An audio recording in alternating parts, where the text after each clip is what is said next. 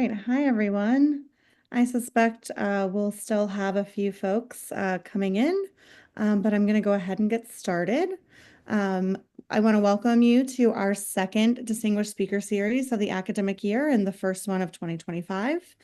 I'm Heather Stewart. I am the Assistant Dean for Academic Affairs for Engineering for Professionals, and it's my pleasure to introduce to you our speaker today. Joining us is Dr. Kelly Tzoumis.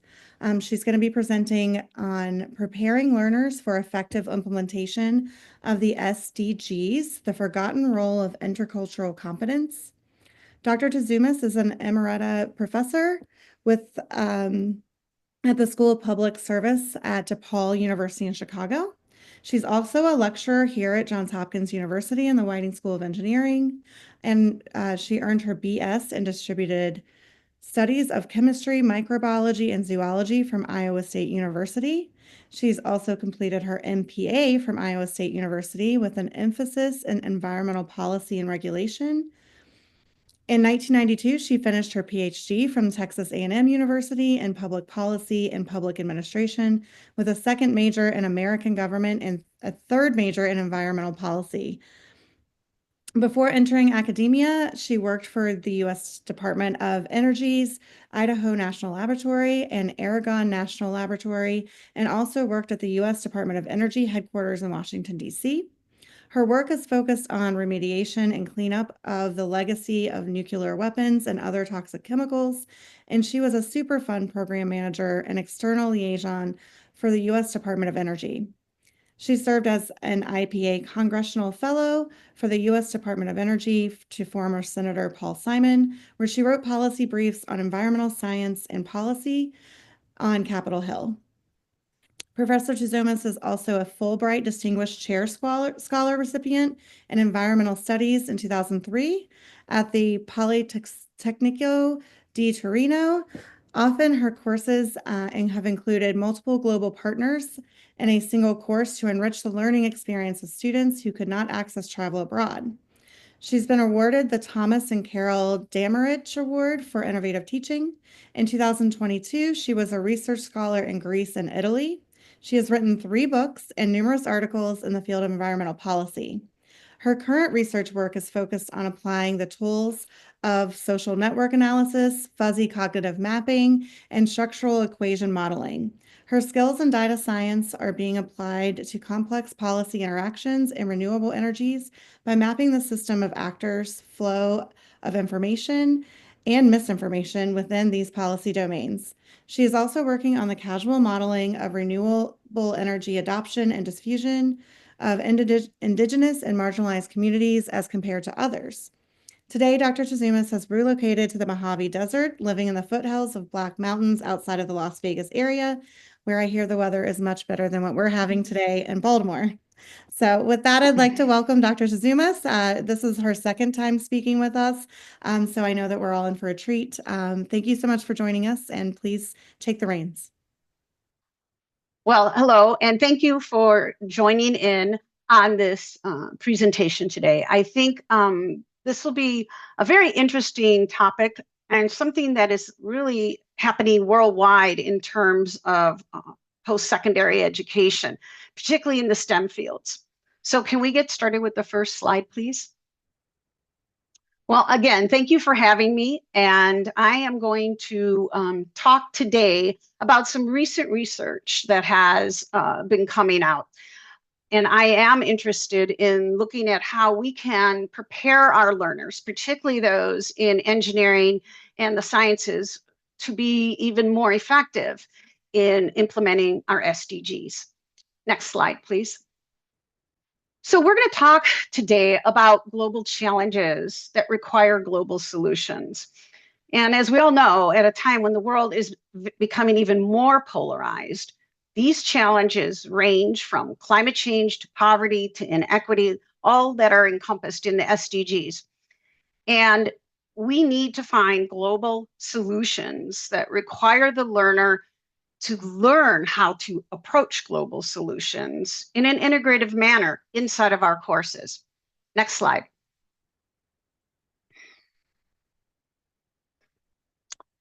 So what I'm going to talk about today are some actual research findings on how we can do this inside of our classroom.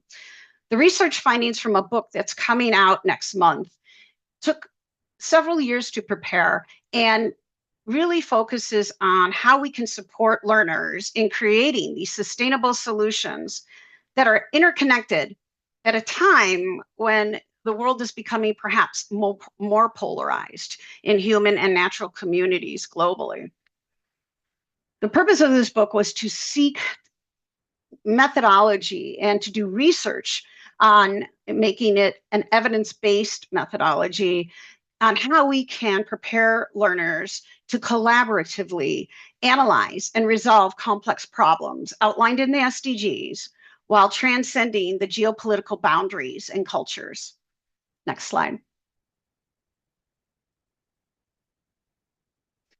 So the book's overall research question is, how can we effectively equip our learners to implement the key objectives of the SDGs? So in conjunction to the STEM skills that we are providing in our courses, what additional skills are needed for our learners to be effective and successful in the workplace? Next slide. So, as I was saying, we are interested in this research to take a look at the best practices and what works for preparing our learners to implement the SDGs so they're more effective in their positions in the workplace. So we put together a book, and this book is titled The Intercultural Competence Through Virtual Exchange. I'm going to explain each of these concepts.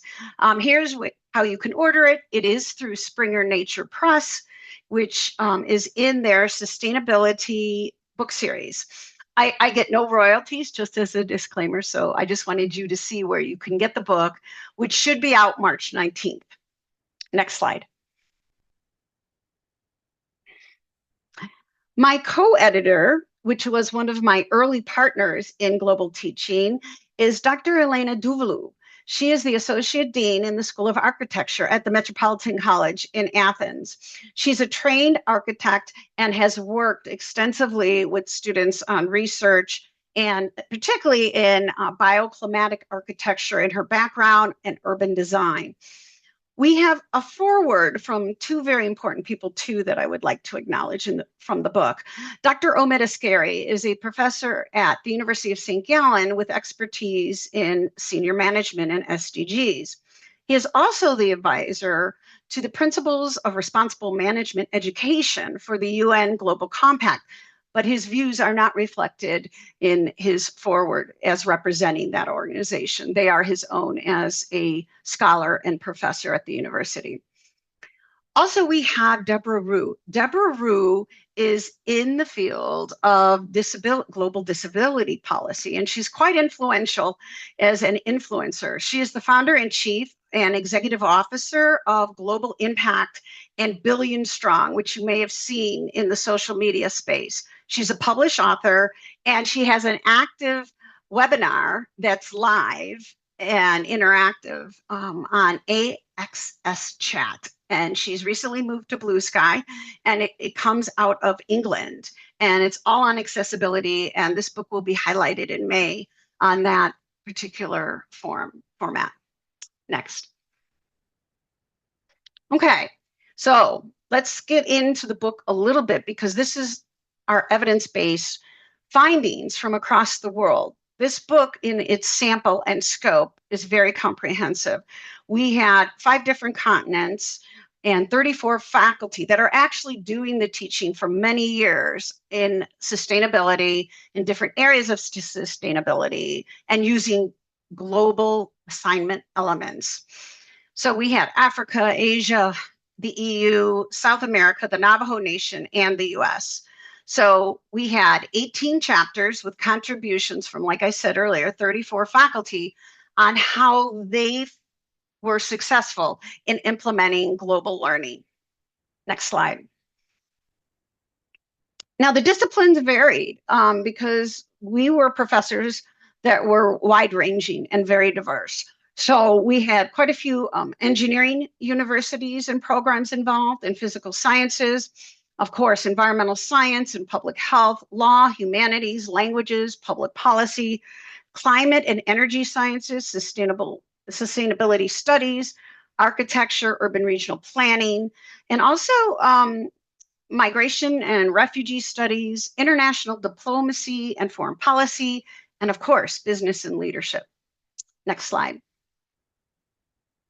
So in addition to having students from many different majors and professors come together, we had a variety of applied topics for the courses and for the assignments. So we had some global assignments in hazardous waste disposal facility siting, as well as high-level nuclear waste and low-level nuclear waste, reprocessing and disposal siting. We did projects on resiliency for building for coastal areas. And this was really interesting, the air, land, water, energy recovery after a natural disaster or war. Brownfields and land revitalization, solar, wind, and water energy, recycling, food optimization, and youth gang violence. Next slide. Now I want to unpack and deconstruct some of this because some of this may not be familiar to everyone. What is intercultural competence? Well, intercultural competence does not happen in one course, and it does not happen in one assignment. It is something that takes over time for learners and faculty alike to build. And so we begin with, in the courses, some intercultural skills. We allow the students some time to adapt those skills, and hopefully in a repeated mode where they have global assignments inside of their courses, they get to a competency level. The research is pointing to empathy and understanding and trying to understand others as a key component to collaborative work. And so we really stress in our pedagogy how this can be accomplished. And I'm going to show you how we do this. Next slide.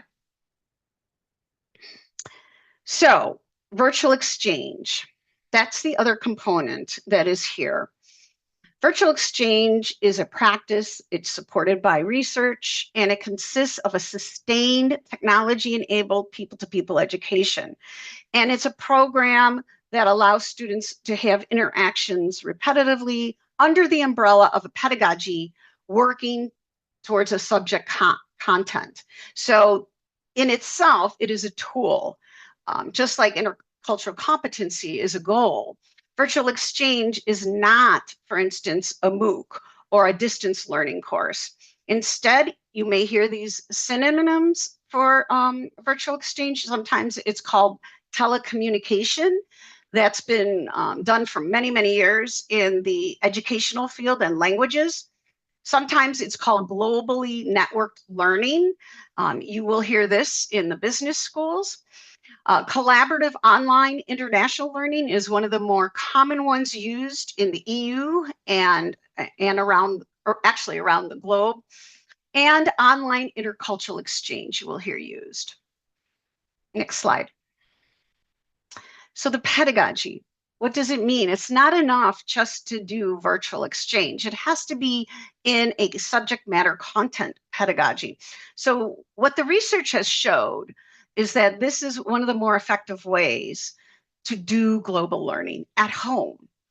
Our students don't have the time necessarily to do study abroad or internships abroad, and even have learning that requires field trips is difficult. So we have put together, and this is based on years of research of what works for our learners to teach global learning inside our courses using virtual exchange. First, we start with the students and the faculty doing intercultural self-awareness assessments. Our students are usually master's students. They come into the class already with some skills. And so this allows them to assess their skills. And I'm going to show you in a bit here different tools you can use online that actually are scales that rank the students' abilities. And then that is followed up with a discussion in a discussion board, and the students get feedback then, meaningful feedback from the faculty member. The next step is actually meeting with the global students, the partners that are involved. So that's an icebreaker meeting. And there's been research showing that you have to have icebreaker meetings. Otherwise, the students do not feel comfortable jumping right into an assignment. And so that icebreaker meeting is supported. It's supported by the faculty, but not attended by the faculty. So the faculty will have prompts and questions and things for the students to read about the use of silence and the use of understanding others. So our students meet one-on-one in small groups for about 30 minutes, and they sign up for this based on their schedule. And it's a whole nother discussion dealing with time zones, but you use links and a schedule, and the students sign up for that. And they generally really enjoy that first icebreaker meeting. They get to talk about anything they want without the faculty member being there. The second meeting is a little more structured.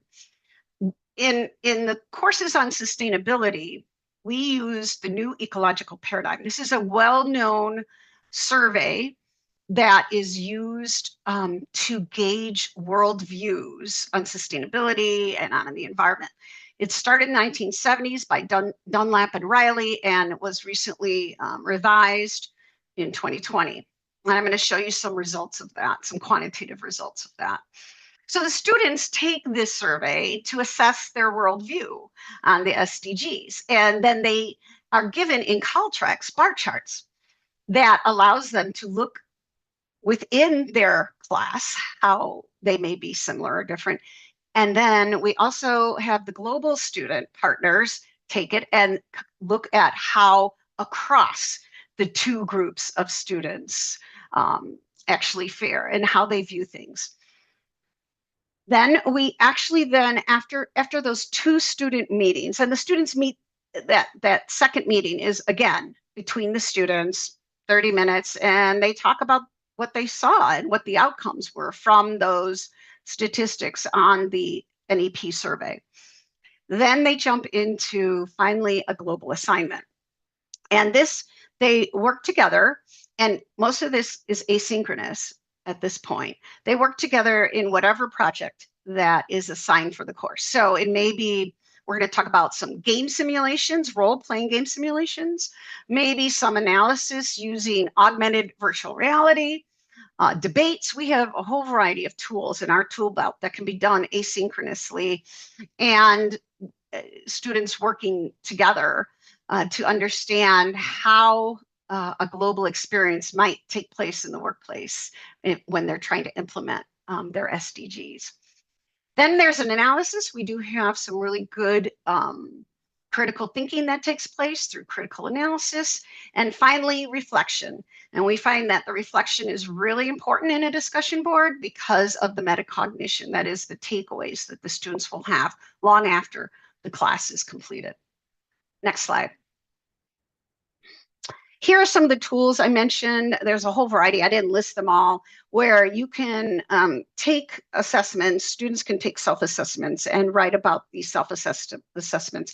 Many of these are actually academically grounded with publications, looking at culture and looking at how you communicate, the ways that you understand and project your ideas and thoughts. And so this is really helpful at the very beginning for students to do. They do a discussion board on it. They compare their scales, and faculty as well use this to better understand internally what adjustments can be made for adapting intercultural communication. Next.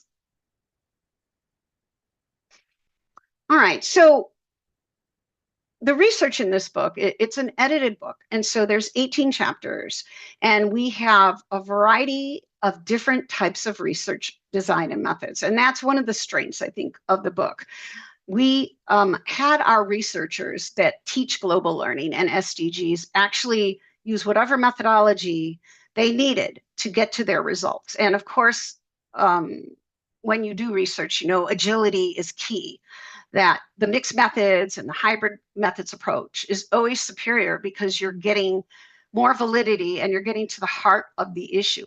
So inside of the book, we have a variety of chapters. They will be quantitative, qualitative, surveys, interviews, observational outcomes, large samples, small samples, usually longitudinal samples, and we even have some predictive modeling in several of the chapters. Next slide. Now I can't go over each of the 18 chapters and what they found. So I highlighted a couple of the chapters here and the bigger picture of what they found and how important it is to do this kind of global learning pedagogy within your courses. Jordan. With our chapter on Jordan, the research showed that when global learning was adopted into higher education of refugee females, enrollment rates increased significantly.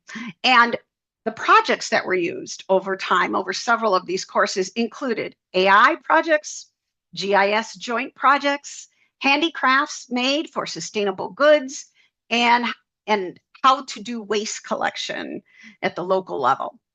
In Venezuela, the chapter was also extremely interesting.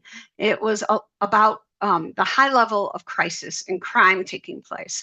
And so when global learning was integrated into the courses, we saw improvement in mental health skills of the learners. And this included their resilience, self-efficacy, empowerment, empathy, and self-control and emotional maturity. And the metacognition improved as well during this crisis time for these students, even during such things as armed conflicts, dictatorship, and natural disasters. Next slide. In Afghanistan, when our faculty worked on language learning for females there, they were able to find a safe space to discuss race, government, rights, equal access to education, for gender equality for females. So the resulted transformation change was creating a safe place for female college students to come and discuss their views. The Navajo Nation, this was extremely interesting. I was intimately involved with this one. The learners found that during the isolation of COVID, because the Navajo Nation shut down, and this is the largest indigenous community in North America, and in a vast space of distance. So you can't just walk down the block, so to speak, and sit outside together during COVID. And so the students really enjoyed global learning during the COVID pandemic because they felt that it sustained them. It grew their understanding of sustainability and how it was tied to intercultural variables and how it could be integrated across processes like the uranium mine cleanup taking place. Next slide. In the US, our students told us that the increased ability to collaborate on renewable energy and urban design projects was really important to them. Having other international students working across global boundaries was fascinating to our US graduate students in particular. We actually built a predictive model that showed leadership skills improve, negotiation, and the improved ability to work in teams with a multidisciplinary group in STEM as well as others on the team, improved the students' understanding of stakeholder issues in STEM projects. And our EU chapters showed a nuanced understanding of different issues inciting these different facilities due to income, race, and different government approaches to urban design and planning. So these are some of the high-level outcomes. And now I'm going to show you some of the techniques we use. Next slide. The two very high impact tools that have been designated high impact tools in the literature and best practices that were a couple of the tools that we used by these faculty members was augmented VR and role-playing game simulations. The students really liked both of these very much. And we did this also with different countries with different resource availability. And I'll show you in a minute how we did that. So here you see Chicago, Illinois. The Chicago River was a terrible brownfield for many, many years. And actually toxic at one time, their water. And now they've undergone a tremendous urban redevelopment area. If you look at the top on the right side, that's the Chicago River. That's the famous Montgomery Ward building that sat empty for many, many years. And now it's become a place of restaurants on the first floor and shops, and there's a pedestrian walkway and music and art. On the bottom two slides, you see Elevacina. Elevacina is just outside of Athens, and this also, in its past history as an ancient city, was the site of a bustling metropolitan area with jobs. And this was a foundry, a large industrial center right at their coast. So boats could come in and out with their products. And so we actually filmed using a 360 3D camera. And I'm going to just show you real quickly. It's really small. It's the size of a CD player. It fits in your back pocket, actually. And we filmed at both locations. And actually on the river, I filmed on the boat, and on the old Foundry Brownfield site, we just set up we attached a stick to the camera and actually filmed from there.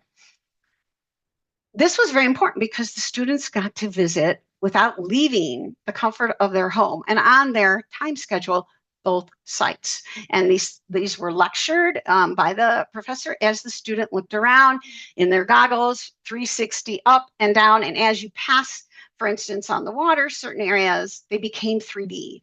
Now, we did this with wind farms. We did this with a variety of different environmental sites that we wanted our students to experience together.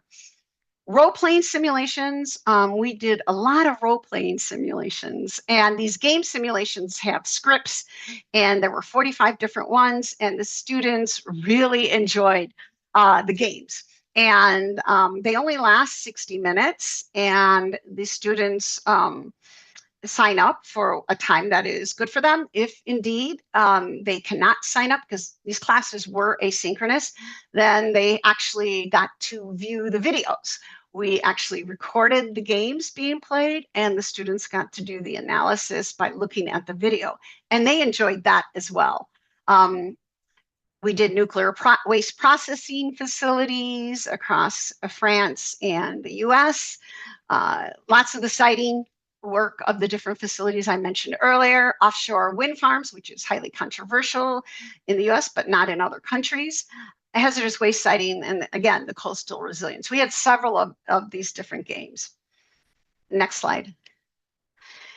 So what we did early on, we got a 10-year IRB so that we could do these recordings and had informed consent. And these recordings helped the students as well as were great data for us to analyze. And so for the role-playing games, which we played about 10 years of, so we had a very large sample with many different countries represented. Here is chapter 7 in the book where we actually model which projects were successful, which sustainability projects actually came to a majority vote or higher. And so we looked at a variety of different variables, leadership, complexity, size of the game, because we had sometimes very large games, sometimes medium-sized game, and the role of language, how the second language of the participants, these were all done in English. And so our global partners, English might have been their third or fourth language. For instance, in Morocco, it was Arabic, French, and then English. And the game longevity, how much time it took them to really get to an answer in citing their facility. Next slide. Here in chapter 2 is where we analyze the use of the new ecological paradigm that I talked about, the survey that was redeveloped in 2020. And this is really a great measure of your worldview and your view of sustainability and what it means to you. There are 15 questions, and so these are radar graphs. We found were the best way to analyze this. You can see on the left, this is the similarity of different countries that were working together in a course over the 10 years. And you can see the questions on the outside, and you can see the different pairing on the inside. What was interesting is when we compared similarities and differences, because these questions are actually alternatively worded differently for odds and evens. So we can compare similarities and differences. And we saw that the statistically significant result came with figure 3.3, that we could actually identify the differences easier than we could identify the similarities. And you can see that in the graphs displayed here. These are cone Ds that are used for comparing means and their variances. The farthest graph is the averages for the composite for each of these questions. And what you can see here, breaking it down, is that the most dissimilar worldviews regarding sustainability and the environment was the Navajo Nation and Morocco. And you can see the least dissimilar was France in the US and Navajo in France. And so this is really important information for our learners to know before they graduate, so that when they go into these global teams or when they work with people that are diverse right in their own local communities, they understand ahead of time what they may have to walk into and how to deal with it interculturally. Next slide. So what the learning research is very clear on, specifically regarding global issues, is as we prepare the next generation of leaders, global citizenship education is going to be pivotal. It is increasingly integrated into the mission statements and strategic goals of companies, of nonprofit organizations, and educational institutions. Therefore, embedding intercultural learning into formal education before the student enters the workplace, or in the case of EP, before they get their next promotion or job transition, that it is essential to get them acclimated and comfortable so that they can be effective as STEM leaders in their particular position, particularly when they collaborate with a diverse group of other people. And I am fully aware, as of all of us are, challenges to globalism makes it even more important that we ensure our learners have the intercultural skills to navigate a very fragmented intercultural world that is developing. Next slide. So what do we know? We know SDGs cannot achieve their targets without a generation of learners and professionals in the field trained with multidisciplinary experiences of problem solving, which inherently involves collaboration among teams of experts and stakeholders. In addition to the multidisciplinary problem solving comes reaching across nations, where we learn from others to implement the best approach. Each time we taught this class, we had really interesting outcomes from the students. They learned from each other and they taught each other the best practices of what was going on in their communities regarding engineering and technology.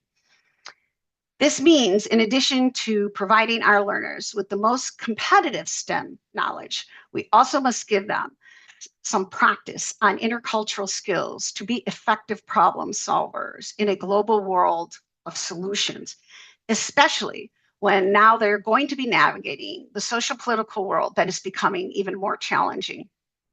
Next slide. So what is the benefit to faculty? I've been a faculty member for 35 years and 20 years at my last university. So, as an instructor, I've been also a lecturer and an adjunct instructor throughout that time when I was working for the US Department of Energy. And okay, so what is the micro benefit? That's the first thing faculty always want to know, because it's such a time sink to have to reintegrate or update your courses. Well, the first and probably the greatest one is we are all involved in teaching because we value it, and we obviously acquire some very much career satisfaction from teaching and working with students. And what it does is, first thing, it is more engaged teaching. And as you repeat the course, there is a benefit from your investment. And so you work with your global faculty partner, and each time you work with them, you build actual collegiality, not just among the students, but also among the faculty, the two global partners. And so this has led, at least in my case, with grants and travel and publications, as demonstrated by the book, and going to conferences, and really working also with students in bringing them along in your research or in your teaching. It's a relational reward for both the students and the faculty. And students no longer, what we're finding when I read the education literature and research, they no longer just want PowerPoint or case study readings from another country or green screen lectures or other animated tools. They seek engagement, and they want to network within their classes with the other students and students abroad, because that opens up a tremendous amount of professional and job opportunities for our students. However, you have to be good in your syllabus and your learning outcomes and think it well out, because it needs to be structured and time optimized for our students. Next slide. The cost is, that first startup cost of time of you finding a faculty member, and we go over that in the book, and I have a chart in here to partner with. There's no MOUs, there's no MOAs, there's no tuition exchange. This is all done between faculty and students within a classroom. So faculty teach their own courses, and they coordinate their own student projects. As I said earlier, the pedagogy is just students meet twice for 30 minutes. They have to have an icebreaker and one other meeting. We happen to use the NEP as the foundation for the second meeting. And the final project. And that final project is a global project that applies the STEM skills learned in the course in a knowledgeable and practical manner. Whether it's a game, a team project, smaller group presentations, analysis of a company's approach. You'll see that in the book from our business majors on food chain operations, siting plans, recycling proposals, urban design plans. All of these are very applied and something that they will be doing at some point in their career, and encountering diverse groups of people that they will have to coordinate with, all focused on problem solving and solutions with global integration. Next slide. Here is an example of the augmented VR that we've been doing for over 10 years now. You can see it's very affordable, and we did it even in the global south. These are phones that hook up into YouTube while the student is at the university, and they slide into a goggle that can be purchased. The cheapest ones are $15 that are paper, cardboard, and they go up to, I think, 20, 25, plastic. And some of our universities actually bought the goggles for the students. Others made that part of their purchase, the $15 cardboard one.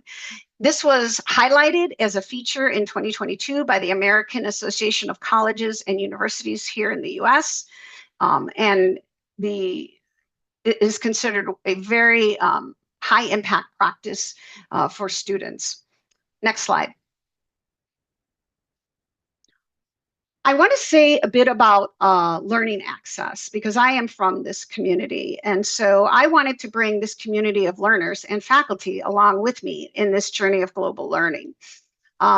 This is a professor, Eduardo Labrado, who is an engineering professor from Sao Paulo State.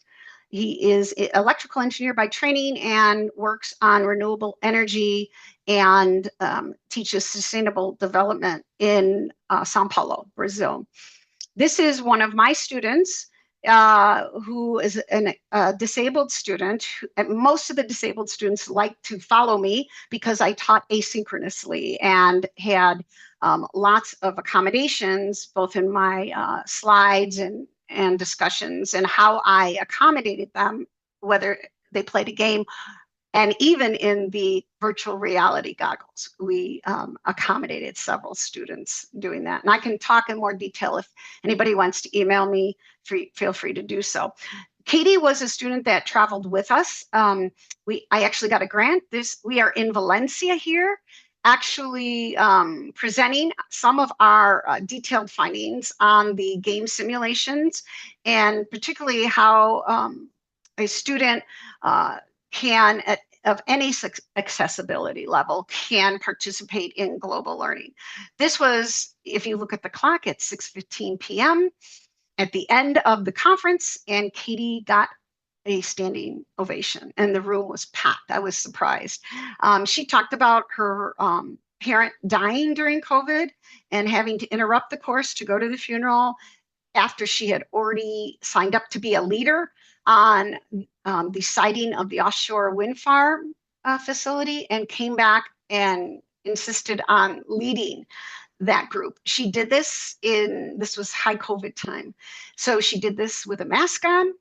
And because there was some problems in her dorm room on campus, she went into the student center and successfully and unanimously got agreement on siting an offshore wind farm in the United States. Our EP students are often working professionals. And so just like our accessibility students, the accommodations of doing asynchronous work is really outstanding and provides experiences that these students would not have had in any other type of format.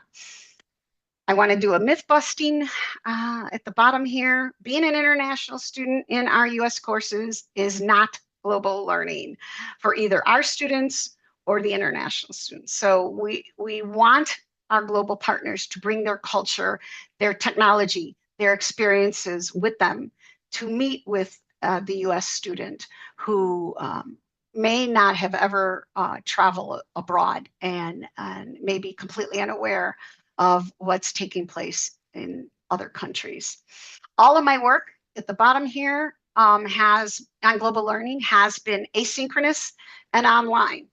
So there's definitely ways to do this, and I've been doing this for at least 10 years now, and culminated in this book. Next slide. Just some fun. We've done training on global learning in the Netherlands, in Italy. My partners and I have 12 partners. We're all pretty close and friendly. We also have, here is Diego. I had a Fulbright in Italy. This is in Torino. He actually raised his hand and said, I want to come to the US and do my dissertation on Chicago's brownfields and Detroit's brownfields and compare it to Torino's. And so you could tell this is quite a bit ago, but it fosters these relationships, and it provides for a variety of skills that our students could not get by just reading or attending PowerPoint lectures. Next slide.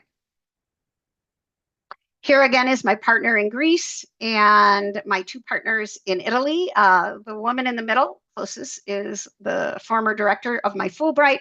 And I continued working now with the current director, who is a student, PhD student, while I was at my Fulbright in 2001. And so it's kind of nice to have this continuity. The last picture is of Dr. Fowler at the Navajo Nation, a math professor who also publishes and gets grants and works with the other partners as well as myself in teaching. Next. Okay, the world outside in the US and abroad is very committed to global learning. Accreditators, some of what you can see here in the right-hand corner, these are the accreditation bodies of our universities. I've worked over 25 years with the Higher Learning Commission. They are seeking global learning. You can also see with the AAC&U, they're having conferences. The State Department, the Aspen Institute, the Brazos Foundation fund the work at the Stevens Initiative, which fosters and trains people in global learning. And the two countries there are the United Emirates, as well as Saudi Arabia, that heavily fund global learning. So our accrediting bodies, conferences, we presented this book. parts of this book at Abu Dhabi in February of 2024 at the World Conference on Environmental Education. I should say the World Congress on Environmental Education. So this is happening. It's been happening for quite a while.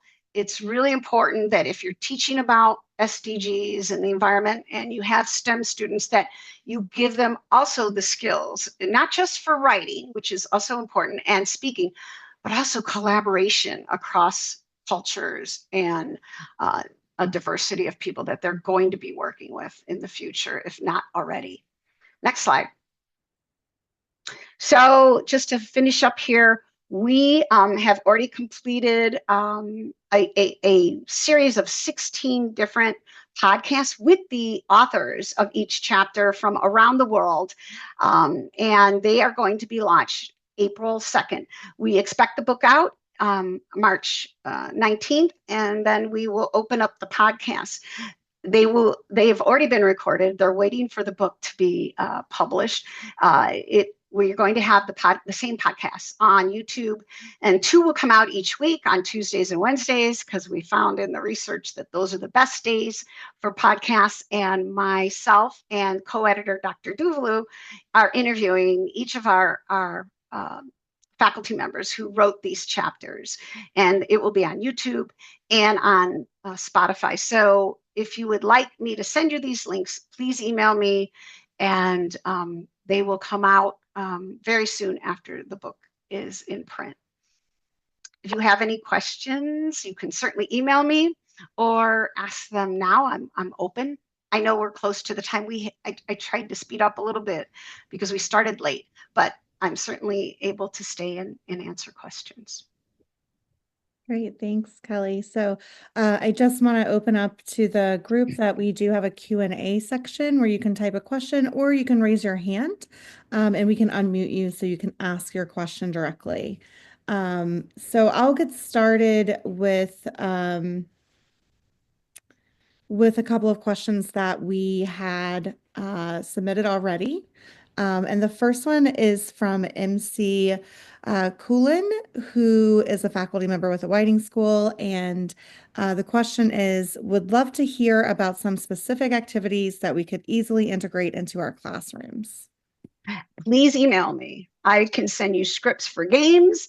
I can send you the prompts we use as professors for getting students ready. I can send you the intercultural resources. I think the games are the ones that the students really enjoy the most, and they love the technology and VR. But we also did debates, and we did strategic plans in business. We did urban regional design projects. So I have those protocols and scaffolding. So please feel free to email me, and I will send you those examples and links. Great, thank you. It looks like we have a hand raise from Sarah Schunkweiler. Sarah, go ahead and ask your question. Hi, Kelly. Hi, Sarah. I did put a couple things in the Q&A because this strikes me as so similar to the project that we are doing with Teach Access in the Space Systems Engineering program, where we are teaching students about disability inclusion and accessibility. So I haven't heard you present this work before, but I really appreciated that you also included a lot in your book about disability. And as an instructional designer at Whiting, you nailed it when you said faculty asked, is this too difficult to add to my class? Is this hard to do? And no, I think I would agree with you. Forming these partnerships and giving our students these online opportunities, because so many are not able to travel, but yes, we can incorporate these things in your course projects. We're doing it in space systems with disability inclusion. So I think it's great that you came and talked about this today.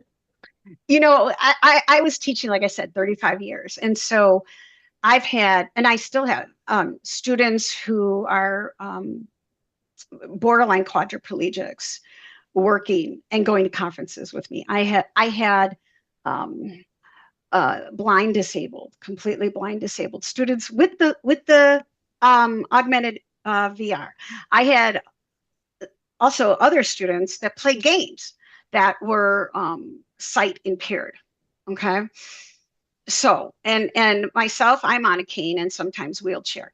So this can be done, and the rewards are so great for those of us. I mean, we're in the teaching field for a reason, right? We're instructors for a reason. And these people have had at my house. In fact, another one's coming from Italy in June. The Navajo Nation professor drives over quite a bit now that I'm in the Mojave. And we've gotten several grants, each of us, to travel together and to do work together.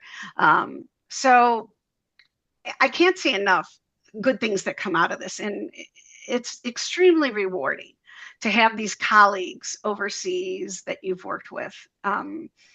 It's all beneficial. It's beneficial for the students to make those contacts and beneficial for the faculty. Great, thank you. One additional question from our pre-submitted questions. This one's from Anne Snowyenbos, university professor, asks, what is the role of foreign language acquisition and time spent in a foreign country in all of this? Okay. So some of the hybrid that we had chapters in the book, for instance, in the Netherlands, we had a group that did coastal resiliency and played it with the Chesapeake Bay School in Virginia, and then played it, of course, with the Netherlands students that are very concerned about coastal resiliency. So they played the game, they did a GIS project, and this was all asynchronous. And then the American students got funding from their university to go over to the Netherlands for a week. And so to answer the first part of that question, in person can happen.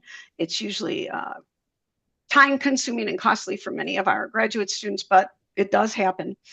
And language is a definite challenge. So all of these events, all of the work that we did in this book, we used English as the primary language. Now, that can be considered somewhat, I would say, not discriminatory, but definitely colonial in the way that we had to have a common language. And the reason for that is because our American students are the worst in their languages. We do the worst preparation. And so that's the empathy part. Several times we had students who spoke Spanish and would help from the US. And the students had to learn empathy and patience with the technology as we had today, as well as the language. And those interactions, I think, were, they didn't frustrate the students. They bonded the students together. And it was amazing that the students actually could communicate with each other, even despite some of the language issues. And so language is really important. Now, this virtual exchange technology started actually as grounded back in like 2010 in language programs. It started in the language programs because to build fluency, you have to write and read and talk to others in that language. And so this whole virtual exchange really was grounded and birthed in the language area. So you'll see a lot of research historically is coming out of language programs for global learning and virtual exchange. Wonderful. Thank you so much. It looks like we're perfect timing to close as we don't have any additional questions. So thank you so much for joining us today. And we hope that we'll hear from you again soon in a future series. Thank you. And please email me because I couldn't get into all of the details, but please email me and I can definitely send you examples. Great. And then for those interested, once the recording has been completed, we will upload this to the website.